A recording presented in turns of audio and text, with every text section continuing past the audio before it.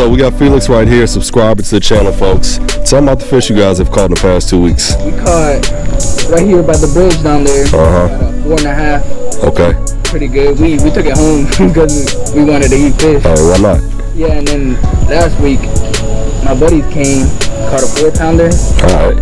Besides that, we just been catching 2.5, 3. But y'all come out here and consistently catch fish.